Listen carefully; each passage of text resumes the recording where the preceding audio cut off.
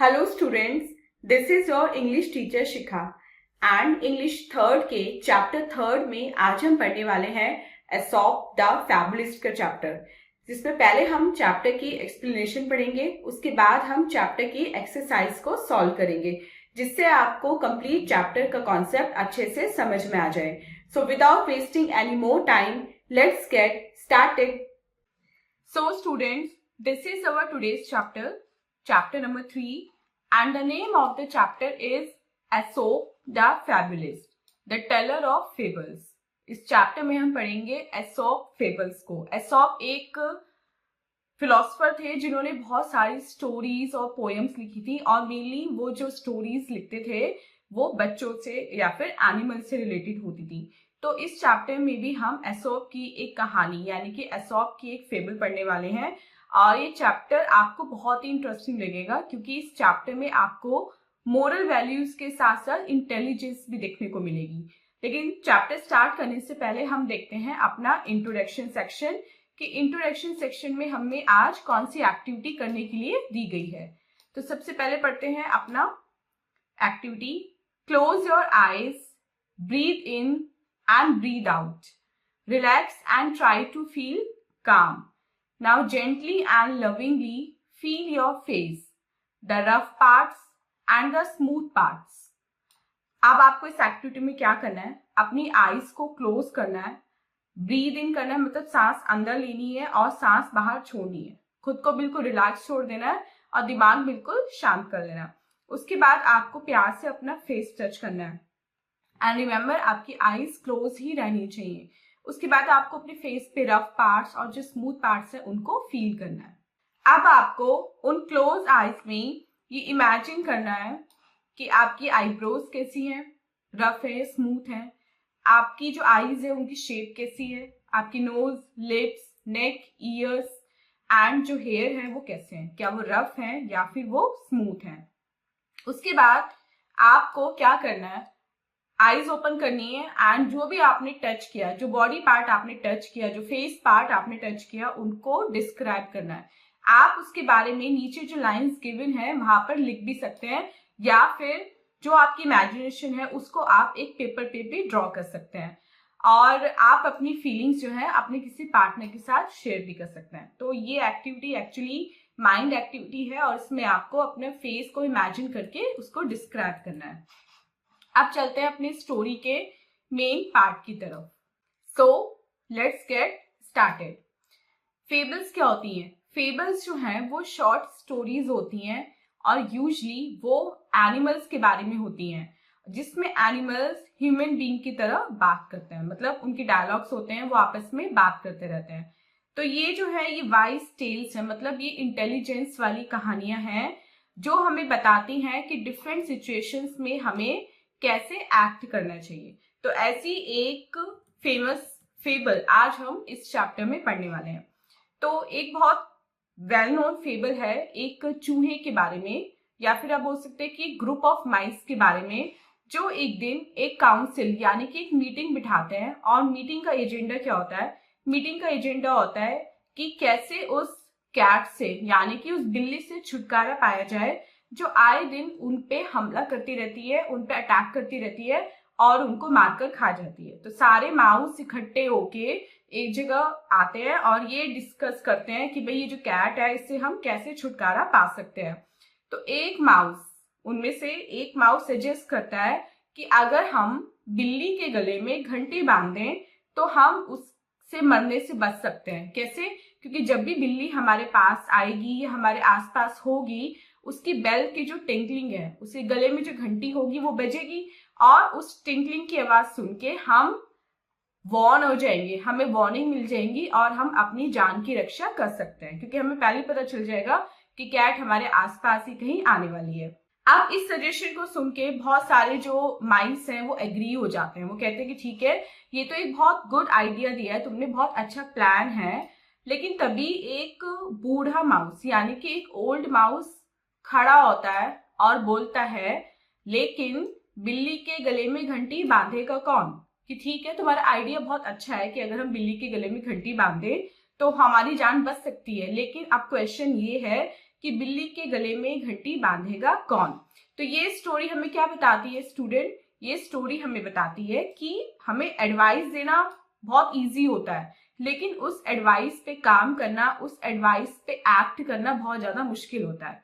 कोई भी माउस उन माइस में से आगे नहीं आया था, ये ब्रेवरी किसी माउस ने नहीं दिखाई थी कि ठीक है हाँ मैं बिल्ली के गले में घंटी बांधूंगा। तो कहना बहुत आसान होता है, लेकिन उस चीज को करना बेहद मुश्किल होता है। इस शॉर्ट स्टोरी से हमें ये मोरल मिलता है। एक और शॉर्ट स्टोरी पढ़ते हैं। स्टोरी है फॉक्स और किसके बारे में, जूसी ग्रेप्स के बारे में। ये स्टोरी हो सकता है आपने सुन भी रखी हो कि एक दिन एक फॉरेस्ट में, एक जंगल में एक फॉक्स को अंगूरों का गुच्छा यानी कि ग्रेप्स की वाइन दिखाई देती है। अब वो मीठे मीठे सुंदर सुंदर अंगूर देखे जो फॉक्स है उसके मुंह में पानी आ जाता है, और वो क्या करती है, वो बार बार उछलती है उस ग्रेप्स के गुच्छे तक पहुंचने के लिए। लेकिन बहुत बार अटेम्प्ट करने के बाद भी जो फॉक्स है वो उन ग्रेप्स तक नहीं पहुंच पाती। तो फिर वो क्या कहती है, क्या कह के अपने मन को समझाती है, वो ये कहती कि अच्छा है कि मैंने ये ग्रेप्स नहीं खाए या मैं इन ग्रेप्स तक नहीं पहुंच पाई क्योंकि ये जो ग्रेप्स हैं ये खट्टे हैं। तो ये कह के उसने अपने मन को समझा लिया, क्योंकि यही नॉर्मल एक बिहेवियर होता है जो हम लोग करते हैं। हम दूसरे की चीज में गलती ढूंढने लगते हैं। जो काम हम खुद नहीं कर पाते हम उस चीज को एक्सेप्ट नहीं करते कि वो काम हमसे नहीं हो रहा है, बल्कि हम उस काम में गलती ढूंढने लगते हैं कि ये काम तो मुझे करना ही नहीं था, या फिर अच्छा है मैंने काम नहीं किया क्योंकि काम तो करने में वैसे भी बहुत बेकार है। अब ये जितने भी फेबल्स हैं बिलीव किया जाता है कि ये एक एसोप नाम का आदमी था, उसने लिखी थी या उसके द्वारा कही गई थी, जो 2500 ईयर्स पहले, आज से 250 साल पहले कहाँ पे रहता था, ग्रीस में रहता था। अब हम इस बात के अलावा एसोप के बारे में कुछ ज्यादा नहीं जानते, लेकिन हम इतना भी और जानते हैं कि वो एक स्लेव था और वो बहुत इंटेलिजेंट था, और जिसका वो स्लेव था मतलब जो उसका मास्टर था एसोप उससे भी ज्यादा इंटेलिजेंट था, उससे भी ज्यादा होशियार था। और हम ये भी नहीं जानते कि ये स्टोरीज एसोप की खुद की हैं, ये एसोप को किसी ने सुनाई थी, लेकिन ये बहुत सेंचुरीज से, बहुत सालों से एसोप की फेबल्स के रूप में ही हम सुनते आए हैं। लेकिन एसोप के खुद के बारे में भी बहुत ज्यादा इंटरेस्टिंग स्टोरीज हैं, और अब जो हम स्टोरी पढ़ने वाले हैं वो एसोप के खुद के बारे में है। पुराने जमाने में क्या होता था, जो मैन एंड वीमेन होते थे ना उनको एज अ स्लेव्स बेचा जाता था। मतलब जो रिच मैन होते थे वो as a slave, as a नौकर उनको, मैन और वीमेन को खरीद लेते थे। तो एक दिन क्या हुआ, एसोप और साथ में 2 और लोगों को ऑक्शन पे मतलब सेल पे रखा गया फॉर स्लेव, कि कोई भी आएगा और पैसे देगा और उनको खरीद के ले जाएगा। तो एक आदमी था जेंथस, वो बहुत रिच था, उसके पास बहुत पैसा था, तो उसको एक स्लेव चाहिए था जो उसकी सारी जरूरतों को पूरा कर दे, उसके सारे काम करे। तो वो आता है और उससे पूछता है एसोप से, जो खड़ा होता है सेल में, कि व्हाट कैन यू डू, तुम क्या कर सकते हो, मतलब अगर तुम्हें खरीदूंगा तो तुम मेरे लिए क्या कर सकते हो। जो दोनों आदमी थे जो एसोप के साइड में खड़े हुए थे, उन्होंने लंबी लंबी ना बोस्टिंग करनी शुरू कर दी कि मैं तो ये कर दूंगा, मैं वो कर दूंगा, मैं आपको और भी ज्यादा रिच बना दूंगा, या मैं आपकी इतनी सेवा करूंगा।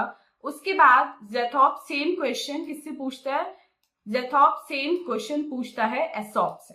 अब जेंथस एसोप से पूछता है कि भाई तुम मेरे लिए क्या कर सकते हो। तो एसोप कहता है कि दूसरे लोग तो बहुत सारा काम कर सकते हैं, तो मेरे करने के लिए तो कुछ बचा ही नहीं, सारे काम तो इन दोनों ने बता दिए, तो बताइए कि मैं क्या करूं। तो जेंथस कहता है कि क्या तुम मेरे लिए ईमानदार और फेथफुल रहोगे, अगर मैं तुम्हें खरीदता हूं तो क्या तुम मेरे लिए ऑनेस्ट रहोगे और क्या मेरे लिए फेथफुल रहोगे। तो एसोप कहता है कि मैं तो हमेशा से ही ऑनेस्ट और फेथफुल हूं, चाहे आप मुझे खरीदे या ना खरीदे, ये तो मेरी इनबिल्ट क्वालिटीज हैं कि मैं ऑनेस्ट हूं और मैं फेथफुल हूं। तो उसका जो मास्टर है, जो उसे खरीदने वाला होता है, वो पूछता है will you promise not to run away, क्या तुम प्रॉमिस करते हो कि तुम कभी भागोगे नहीं। तो एसोप कहता है कि क्या आपने कभी सुना है कि जो बर्ड है जो पिंजरे में बंद है वो ये प्रॉमिस कर सकती है कि वो कभी उड़ेगी नहीं। तो ऐसे ही सेम मैं भी आपसे प्रॉमिस नहीं कर सकता कि मैं भागूंगा नहीं, क्योंकि पिंजरा, क्योंकि कैद किसी को पसंद नहीं होती, तो इसलिए मैं ये प्रॉमिस आपसे नहीं कर सकता। क्योंकि कोई भी आदमी जो कैद में हो, जो जेल में हो, जो पिंजरे में हो, बर्ड हो, वो कभी भी कोई भी प्रॉमिस किसी से नहीं कर सकता। तो इसके इस आंसर से, एसॉप के इस आंसर से ज़ेनथियस बहुत ज्यादा इंप्रेस हो जाता है और वो एसॉप को खरीद लेता है।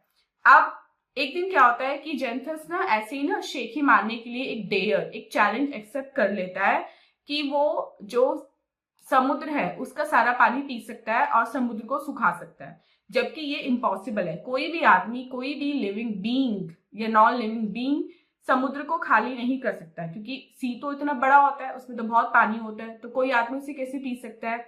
उसके बाद अब जो उसने डेयर तो ले लिया, चैलेंज तो ले लिया, लेकिन उसको लगता कि उसने गलत चैलेंज ले लिया, तो वो एसॉप के पास जाता है एडवाइस के लिए कि भाई मुझे क्या करना चाहिए, मुझसे गलती हो गई, मैंने वो चैलेंज ले लिया लेकिन अब मैं क्या करूं। तो एसॉप कहता है कि ये चैलेंज तो आप पूरा नहीं कर सकते, लेकिन हाँ, इस चैलेंज से आप बहुत अच्छे तरीके से बच सकते हो, और उसका तरीका मैं आपको बता सकता हूँ कि इस चैलेंज से आप कैसे अवॉइड हो सकते हो, आप कैसे इस चैलेंज को अवॉइड कर सकते हो।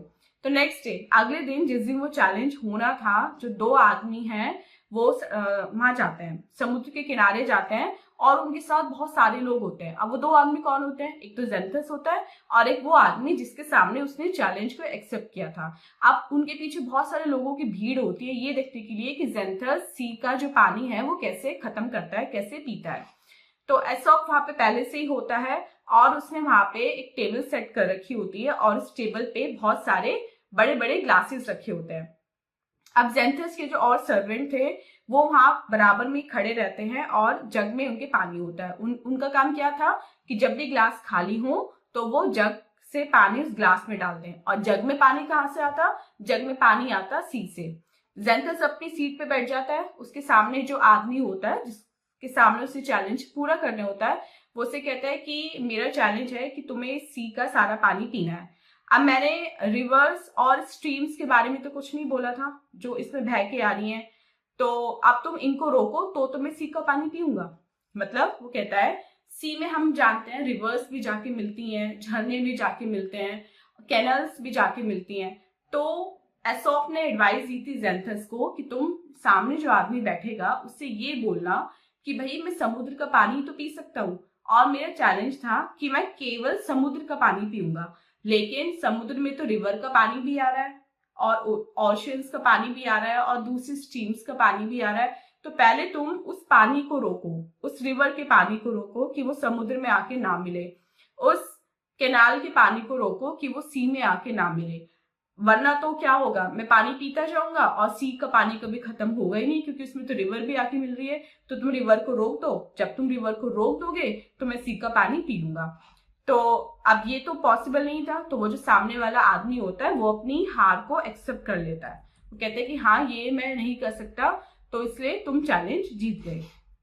एक और दूसरी स्टोरी है उसके बारे में। ज़ेनथियस जो है वो एक लंबी यात्रा पे जा रहा था, तो उसने अपने सभी सर्वेंट्स को ऑर्डर दिया कि उसके जो सारा सामान है उन्हें बंडल्स में बांध दिया जाए, जिससे वो आसानी से उन्हें अपनी पीठ पे कैरी कर सकें। बोला कि तुम सब लोग अपना अपना सामान बंडल में बांध लो और अपनी पीठ पे उसको उठा के ले चलो।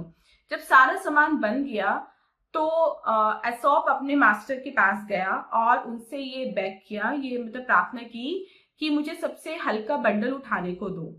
अब जो एसॉप था वो ज़ेनथियस का फेवरेट हो गया था उस चैलेंज वाली बात के बाद से, तो वो उसको परमिशन दे देता है कि ठीक है भाई, तुम सबसे लाइट वाला जो बंडल है वो उठाओ। अब एसॉप क्या करता है, सबसे लाइट बंडल क्या होता है? ब्रेड का होता है, ठीक है। अब सारे जो स्लेव्स हैं वो एसॉप को देख के हंसते हैं कि ये तो सबसे भारी था, सबसे भारी टोकरी ही एसॉप ने उठा ली।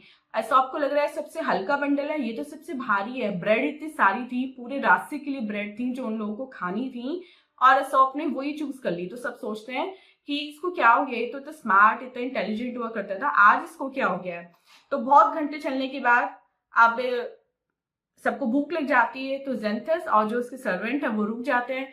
अब सर्वेंट भूखे भी होते हैं, उन्हें प्यास भी लगी होती है और वो थकावट भी उन्हें फील हो रही होती है, तो वो क्या करते हैं कि वो जो बास्केट में ब्रेड होती है उसको खाने लगते हैं। और धीरे धीरे क्या होता है, जहां जहां वो रुकते जाते हैं वहां वहां वो ब्रेड खाते चले जाते हैं। तो एक मोमेंट ऐसा आता है कि जो बास्केट है बिल्कुल एम्प्टी हो जाती है, उसमें फूड ही नहीं बचता, ब्रेड ही नहीं बचती। तो हेंस सबसे लाइटेस्ट जो बंडल था वो एसॉप ने उठाया था, क्योंकि एसॉप को पता था कि ब्रेड ही ऐसी चीज है जो रास्ते में ही खत्म हो जाएगी, बाकी जो सामान है वो अपनी डेस्टिनेशन तक पहुंचेगा और उसका जो वेट है वो भी रिड्यूस नहीं होगा। तो ऐसे ही हर स्टेप के साथ बंडल रिड्यूस होता गया। तो इन दो स्टोरी से हमने जाना कि एसॉप कितना इंटेलिजेंट था और वो कितनी दूर की सोचता था। सो स्टूडेंट, ये तो था चैप्टर। अब चलते हैं अपने एक्सरसाइज पार्ट की तरफ, that is read and right, और देखते हैं इसमें हमें आज कौन कौन से क्वेश्चंस मिले हैं। First is tick the correct answer, हमें करेक्ट आंसर को टिक करना है। So question 1 is fables are short stories mostly about animals. Second, many of these tales are believed to have been told by a man called Aesop. Third, in olden times, man and woman were sold as slaves. Fourth, Aesop chose a basket of bread. Next देखते हैं B part, fill in the blanks. They are wise tales which gives a moral. Second, there are many stories about Aesop himself. There are many interesting stories.